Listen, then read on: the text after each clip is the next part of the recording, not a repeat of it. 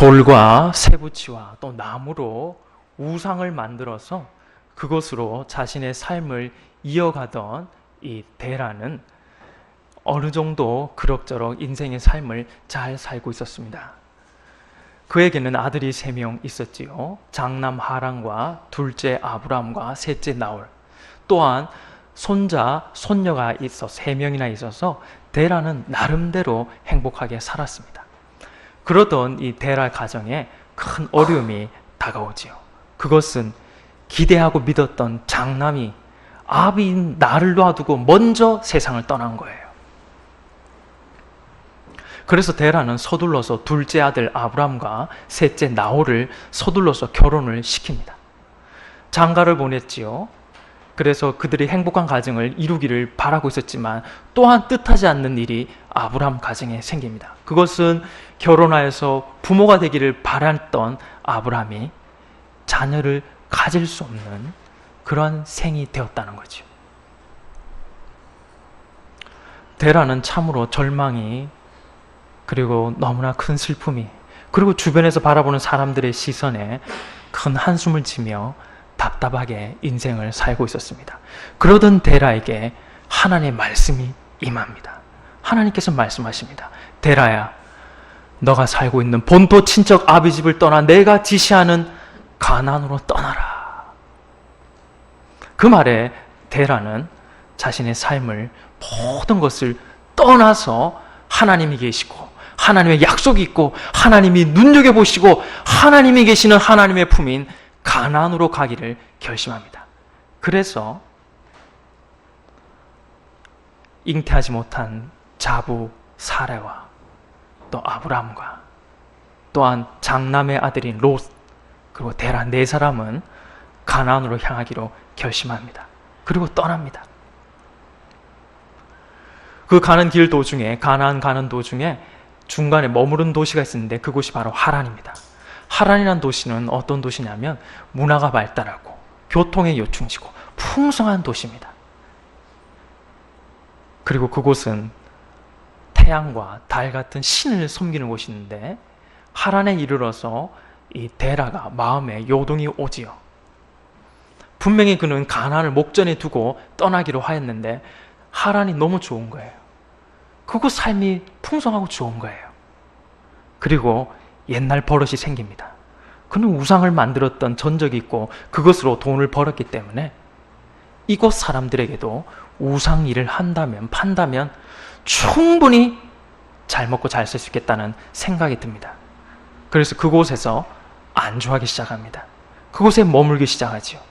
그곳에서 장사를 하면서 돈을 벌기 시작합니다. 데라는 처음에는 하나님을 계시는 가나안을 목전을 두었지만은 하란에서 풍요를 경험하면서 또 그곳에서 일이 잘 풀려지는 것을 느끼면서 그는 그 땅을 소망을 두기 시작합니다. 세상에서 희망을 두고 살기 시작합니다. 그곳에서 주는, 하란이 주는, 세상이 주는 콩고물이 맛이 좋아서 그곳에서 하나님을 따르지 않고 안주하기 시작합니다.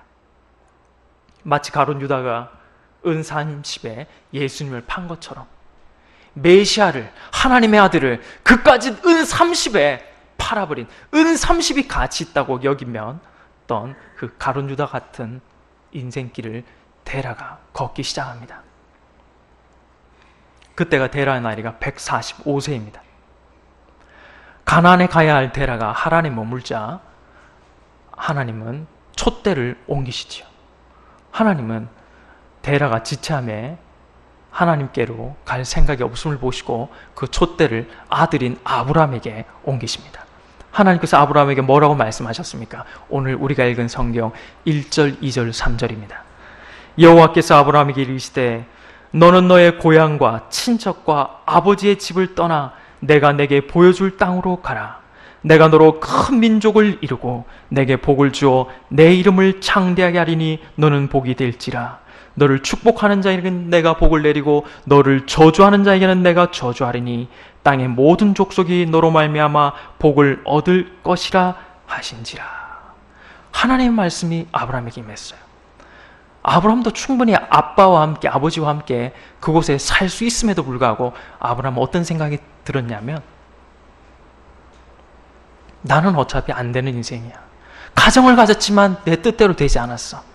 어차피 아버지가 걷는 삶을 봤더니 그게 그거야. 도저히 나는 이렇게는 살 수 없다. 나는 변화되고 싶어. 나는 이 땅에서 뭘 잘 먹고 잘 사는데 아니야, 관심 없어. 나는 하나님을 따라가 보자. 나는 하나님께 내 삶에 소망과 희망을 두자. 그러면서 하나님께 자신의 인생을 걸기 시작합니다.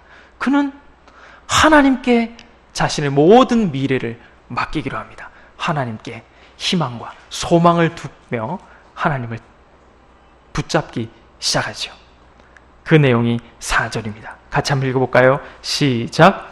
이에 아브라함이 여호와의 말씀을 따라갔고 롯도 그와 함께 갔으며 아브라함이 하란을 떠날 때에 75세였더라. 아멘. 붙잡을 게 아무것도 없으니까 하나님을 붙잡은 거예요. 아브라함은 그 하나님을 붙잡고 가나안 땅으로 향해 가였고, 그리고 마침내 그는 가나안 땅에 들어갑니다. 우리가 뒤에 모든 이야기들 잘 아시겠지만 이때 이후로 아브라함의 삶은 어떻게 됩니까? 75세에 하나님을 만나 하나님을 따라갔던 이 아브라함은 오늘 읽었던 창세기 앞장 11장부터 앞으로 창세기 25장까지 무려 15장에 걸쳐서 무려 100년 동안 하나님과 더불어면서 알콩달콩 아기자기 하나님과 여러 가지 이야기를 나누며 하나님의 동반자요 하나님의 친구가 되는 인생 여정을 성경에 남기고 떠납니다. 100년 동안 하나님과 같이 사는 거예요. 100년으로 끝났습니까? 그렇지 않지요. 마태복음 1장 1절에 아브라함과 다윗의 자손 예수 그리스도의 계보라, 아브라함의 씨로부터 메시아가 나타나고, 그리고 그는 천국에 갔지만 그의 인생은 끝난 것이 아니었습니다. 누가복음 16장에 부자와 거지 나사로 이야기에서 거지 나사로가 천국에 갔더니 그곳에 누가 있었습니까? 아브라함이 있었던 거예요. 거지 나사로가 아브라함 품에 안겨 있더라. 그곳에 있는 거예요. 하나님께 소망과 희망을 두었던 아브라함은 영원한 삶을 살고 있습니다. 지금도 저와 여러분의 가슴 속에 살아있는 거예요.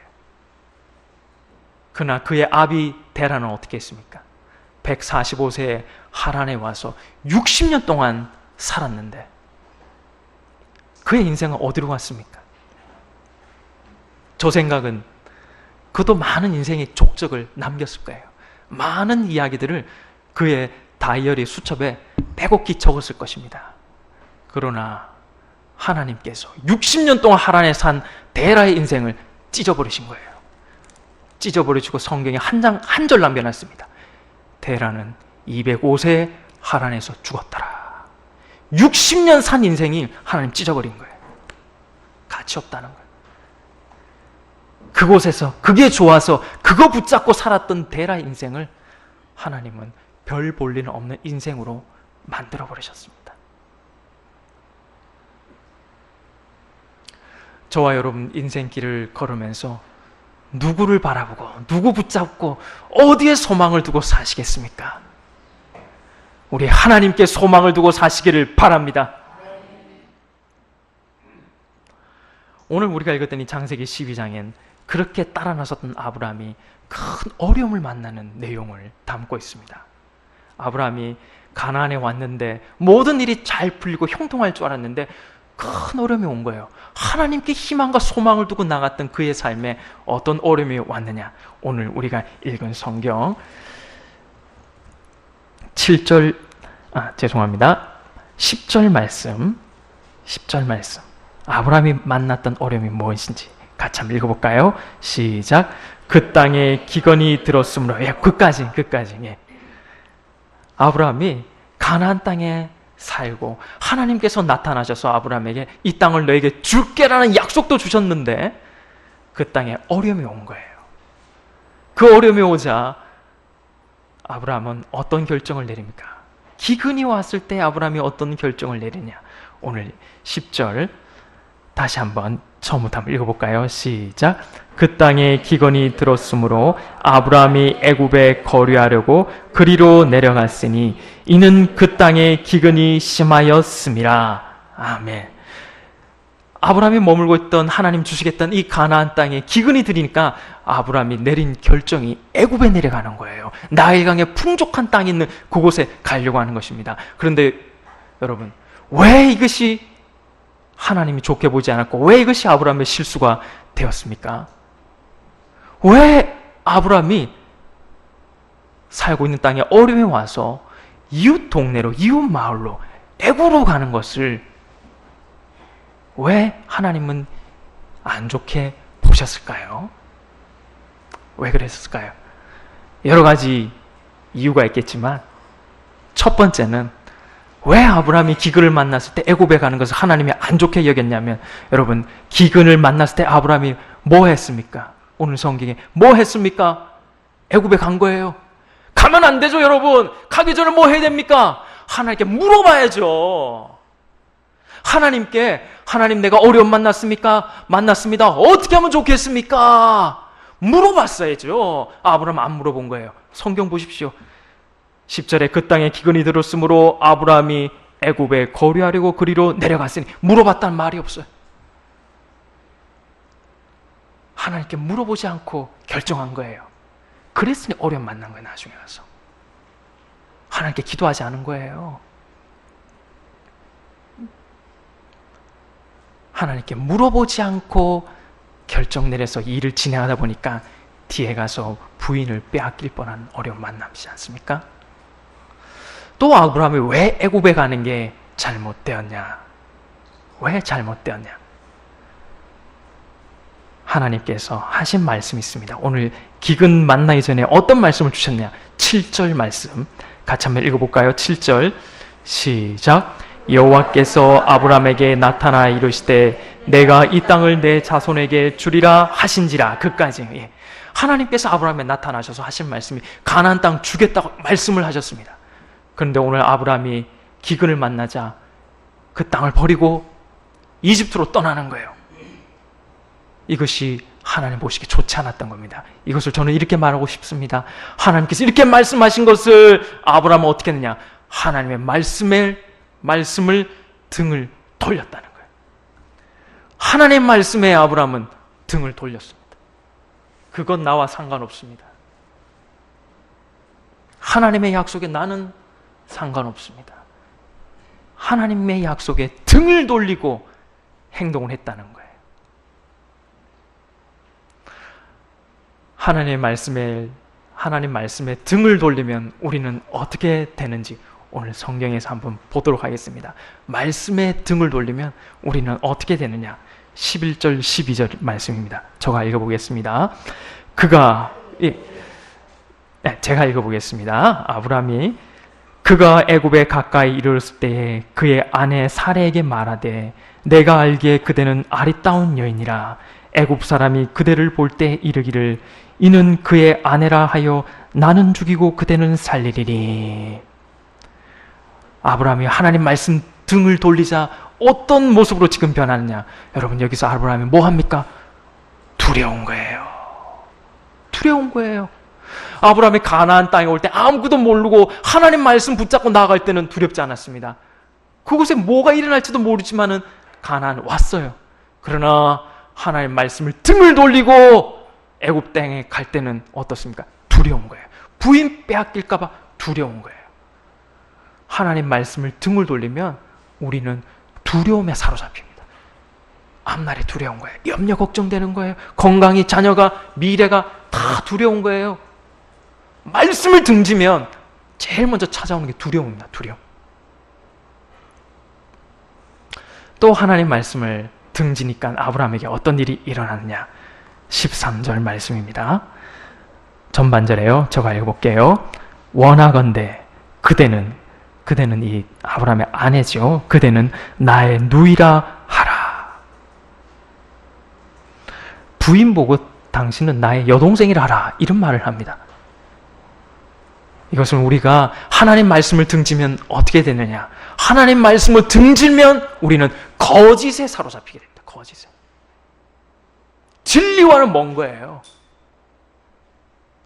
원치 않아도 마음속에 하나님 말씀을 등지면 거짓에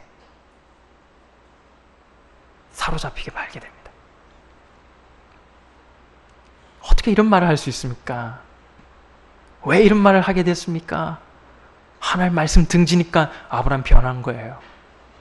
어떻게 변하느냐? 13절에 다시 한번 보실까요? 13절에 원하건대 그대는 나의 누이라 하라. 그 다음 보십시오. 그러면 내가 그대로 말미암아 안전하고 내 목숨이 그대로 말미암아 보존되리라 하니라. 아브라함은 왜 이런 거짓말을 합니까? 왜 거짓말합니까? 자기 부인 지키려고? 아니요! 성경에 뭐라 되어 있습니까? 그대로 말미암아 안전하고 내 목숨이 그대로 말미암아 보존되리라. 뭐냐? 하나님 말씀 등지니까 자기밖에 몰라. 자기 중심적인 사람이 된 거예요. 자기 부인 뺏기든지 어떻게 되는지 몰라도, 당신 어떻게 되든지 몰라도 당신 덕분에 나는 살아야 되겠다는 거예요. 이런 사람으로 변했습니다. 하나님 말씀을 등지면요, 자기밖에 모릅니다. 자기 중심적인 사람이 됩니다. 남이 어떻게 되든 말든, 이웃집에 시끄럽든 말든 쿵쿵거리는 거예요. 하나님 말씀을 등지면 이렇게 변합니다. 변해. 이런 나름대로 생각을 가지고 아브라함은 내려갔지만 어떻게 무슨 일이 일어납니까? 전혀 생각지 못한 일이 일어나지요. 15절입니다. 같이 읽어볼까요? 시작. 바로의 고관들도 그를 보고 바로 앞에서 칭찬함으로 그 여인을 바로의 궁으로 이끌어 들인지라. 아멘. 무슨 말이냐면 아브라함이 나름대로 머리를 써가지고 자기 아내를 여동생이랑 속이고 이렇게 하면 내 목숨은 보존되겠지. 거짓에 사로잡혀가지고 앞날이 두려워서 이런 참 말도 안 되는 일을 깨서 갔는데 전혀 엉뚱한 일이 일어난 거예요. 그곳에 갔더니 사라가 너무 예뻐서 이집트 왕이 사라를 첩으로 데려갑니다. 첩으로. 아브라함이 거짓말하고 이렇게 위장했으면 오히려 내 목숨이 보존될 줄 알았는데 전혀 반대로 부인이 첩으로 뺏겨가게 된 거죠.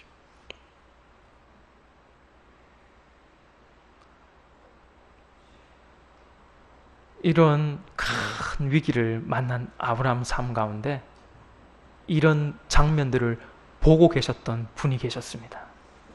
누가 이걸 보고 계셨을까요? 누가 이걸 보고 계셨을까요? 하나님이 보고 계셨어요.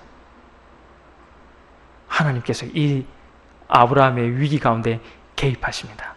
어떻게 도와주시느냐? 17절, 18절, 19절 석절 말씀, 하나님이 위기를 당한 아브라함을 도와주시는 거예요. 개입하셔서 어떻게 하시는가? 17절, 18절, 19절 같이 읽어봅시다. 시작.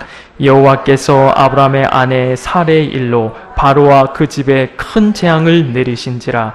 바로가 아브라함을 불러서 이르되 내가 어찌하여 나에게 이렇게 행하였느냐? 내가 어찌하여 그를 내 아내라고 내게 말하지 아니하였느냐? 내가 어찌 그를 누이라 하여 내가 그를 데려다가 아내를 삼게 하였느냐? 내 아내가 여기 있으니 이제 데려가라 하고. 우리 성경에 명확하게 나와 있지는 않지만 하나님께서 개입하셔가지고 이 이집트 왕 바로에게 성경에 보면 17절에 무엇을 내렸냐면 재앙을 내렸다는 거예요. 뭔지는 우리가 알 수 없습니다. 뭔지는 알 수 없지만 하나님이 개입하셔서 이집트 왕에게 큰 벌을 내리신 거예요. 그 벌을 받고 그리고 하나님께서 가르쳐 주셨는지 이 왕이 알게 됐습니다. 그래서 사라가 유부녀인 걸, 남편이 있는 걸 알게 됐고, 지금 같이 있는 사람은 오빠가 아니고 남편임을 알게 되고 왕이 사례를 풀어주지요. 사례를 풀어줍니다. 그리고 아브라함이 풀려나는 이야기가 마지막 20절에 나옵니다. 같이 읽어볼까요? 시작. 바로가 사람들에게 그의 일을 명하매 그들이 그와 함께 그의 아내와 그의 모든 소유를 보내었더라. 아멘. 이렇게 해서 아브라함 살아나는 거예요. 살아나는 거예요. 그런데 이제 제가 설교 말씀드릴 게 이제 좀 드리려고 해요. 여러분, 왜 하나님은 아브라함 도와주실까요? 왜 하나님 아브라함 도와주실까요? 아브라함처럼 아브라함 불쌍해서? 처음에는 하나님 말씀 잘 믿고 따랐는데 거기 기특해서? 아브라함 지금 어떤 행동합니까? 하나님께 묻지도 않고 기도도 안 하고 자기 마음대로 결정 내리고 자기가 사고치고 불의하고 거짓말하고 하나님이 이 땅 주시겠다는데 그 말씀 등 돌리고 자기 마음대로 하고 그 아브라함을 왜 하나님 도와주실까요? 왜 하나님은 아브라함의 이 삶에 개입하셔가지고 아브라함의 부인을 뺏으려는 바로에게 큰 재앙을 내려가지고 아브라함을 구해주실까요? 왜 하나님이 아브라함 도와주실까요? 왜? 아브라함을 사랑하기 때문에. 맞습니다. 또요. 왜 하나님 아브라함 도와주실까요? 이런 치사한 사람을. 그렇지요? 오늘 설교 주제와 관련이 있습니다. 오늘 이것 말씀드리려고 하는 거예요. 왜 하나님은 이런 치사한 사람을 그의 삶에 개입해서 도와주실까요? 3절 말씀에 답이 있어요. 3절 말씀. 3절 말씀 같이 읽어볼까요? 시작. 너를 축복하는 자에게는 내가, 너를 저주하는 자에게는 내가 저주하려니 땅의 모든 족속이 너로 말미암아 복을 얻을 것이라 하신지라. 아멘. 하나님께서 아브라함에 나타나가지고 아브라함에게 처음 약속하신 게 있는 거예요. 아브라함에게 너를 잘해주고 너를 선대하는 사람은 내가 복을 내리고 누구든지 너를 괴롭히면 내가 친다는 거예요. 누구든지 너를 괴롭히면 내가 치겠다는 거예요. 하나님 이 약속을 아브라함에게 하셨어요. 근데 지금 아브라함이 위기를 당해서 누가 아브라함을 괴롭혀요? 애굽의 왕이 아브라함을 괴롭히니까 하나님께서 어떻게 하십니까? 내가 너에게 약속했지 않냐? 누구든지 아브라함 괴롭히면 내가 치리라. 3절에 약속해서 하나님께서 이 약속을 지키시고 계시는 거예요. 아브라함이 잘하고 믿음이 좋고 신실하고 이런 걸 떠나서 하나님이 내뱉은 말씀이 누구든지 너를 선대하면 내가 복을 내리고 누구든지 너를 괴롭히면 내가 치리라. 지금 아브라함 건드려 바로 쳐버리는 거예요. 왕을. 여기서 우리가 볼 수 있는 우리 하나님은 어떤 하나님이시냐? 우리 하나님은 약속을 지키시는 하나님이십니다. 저와 여러분이 믿는 하나님은 어떤 하나님이시냐? 우리 하나님은 약속을 지키는 하나님이심을 믿으시기 바랍니다. 우리 하나님 약속을 지키시는 거예요. 저와 여러분은 약속을 안 지킬 때가 너무나 많은데 우리 하나님은 아브라함이 내 말 등 돌리고 내가 맺어준 부인을 팔고 거짓말하고 자기 부인이 잡혀갔는데도 가만히 있어요. 성경 보십시오 여러분. 부인이 잡혀갔는데 아브라함 궁에 있습니다. 가서 말해야죠. 저 사람 내 부인이라고, 저 여자 내 부인이라고 말하고 있는 거예요. 궁에 있는 거예요 혼자. 비열하지요. 그런 아브라함을 하나님 도와주시는 거 왜? 내가 약속했기 때문에 아브라함에게 아브라함 건드리면 내가 친다는 약속을 했기 때문에 하나님은 약속을 지금 지키시는 거예요. 저는 우리 주님께서 예레미야 33장에 너는 내게 부르짖으라 내가 내게 응답하겠고 내가 알지 못하는 크고 비밀한 일을 내게 보이리라 라는 이 주님의 약속을 우리 주님께서 지켜주실 줄로 믿습니다.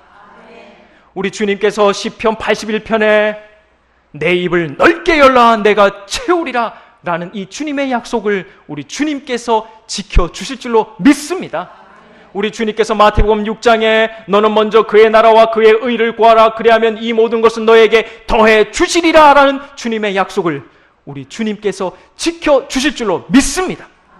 저는 우리 주님께서 요한복음 11장에 나는 부활이요 생명이니 나를 믿는 자는 죽어도 살겠고 무릇 살아서 나를 믿는 자는 영원히 죽지 아니하리니 내가 너희를 위하여 거처를 예비하러 가노니 나 있는 곳에 너희도 있게 하리라 라는 주님의 약속을 우리 주님께서 지켜주실 줄로 믿습니다.